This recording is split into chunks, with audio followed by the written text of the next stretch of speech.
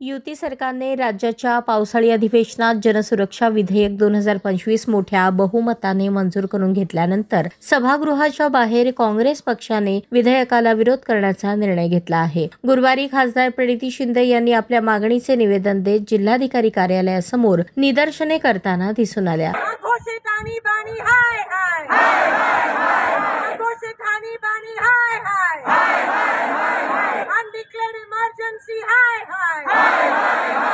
जनसुरक्षा विधेयक रद्द करा।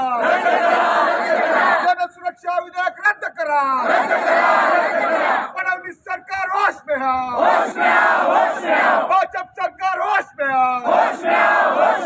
भारतीय संविधानाने राज्य सरकारसाठी काही मार्गदर्शक तत्वे दिली आहेत। त्या तरतुदीत राज्य सरकारला जनसुरक्षा सारखे विधेयक तयार करण्याचा कोणताच अधिकार नाही। तरी देखील राज्यातील युती सरकार मनमानी पद्धतीने कामकाज करत जनसुरक्षा 2025 मंजूर करून घेत आहे। राज्य सरकार या विधेयकाच्या आडून भाजप विरोधी जनआक्रोश दाबण्याचा प्रयत्न करत आहे, अशी टीका खासदार प्रणिती शिंदे यांनी केली।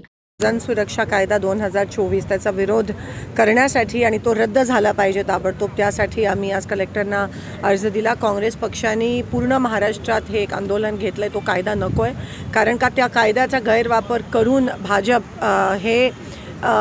भाजप सरकारच्या विरोधात जर कोणी काही मीटिंग घेतली, आंदोलन घेतलं किंवा एक संवाद जरी घेतला तरी ह्या कायद्याचा गैरवापर करून त्या लोकांवर कारवाई होण्याची शक्यता आहे आणि त्यासाठीच भाजप सरकारने हा कायदा पारित केला आहे। कारण का कुठेतरी अघोषित आणीबाणी आपल्या देशात पुन्हा आली आहे आणि हे कायदा ते सिद्ध करत आहे। शहरात राहणाऱ्या लोकांना नक्षलवादी म्हणण्याचं काम हे भाजप सरकार करत आहे। तुम्हाला आम्हाला विरोधक आणि पण नक्षलवादी म्हणण्याचं काम हे भाजप सरकार करत आहे।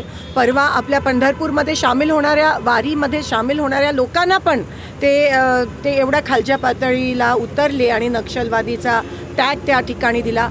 संविधानमध्ये प्रोव्हिजन असताना ह्या कायद्याची काही गरज नव्हती। ह्याच्यावरून साध्य होतं की ह्याचा गैरवापर करून विरोधकांवर ह्या कायद्याचा वापर करून पूर्णपणे हुकुमशाही कायदा आहे आणि विरोधकांचा आवाज, सर्वसामान्य लोक जे सरकारच्या विरोधात बोलायला पाहिजे, जे बोलणार आहेत त्यांचा आवाज दाबण्याचा आणि त्यांच्यावर कारवाईच नाही पण अटक करण्याचा प्रयत्न हे भाजप सरकार करत आहे। त्या कायद्याचा काँग्रेस पक्षाच्या माध्यमातून विरोध होतो आणि तो कायदा ताबडतोब रद्द झाला पाहिजे अशी आमची मागणी आहे। विधेयक सभागृहात मांडत असताना वडेट्टीवारांची अनुपस्थिती भलतीच अंगलट आल्याने आता काँग्रेस पक्षातील नेते जनसुरक्षा विधेयकावर आक्रमक होताना दिसून येत आहेत, हे मात्र नक्की।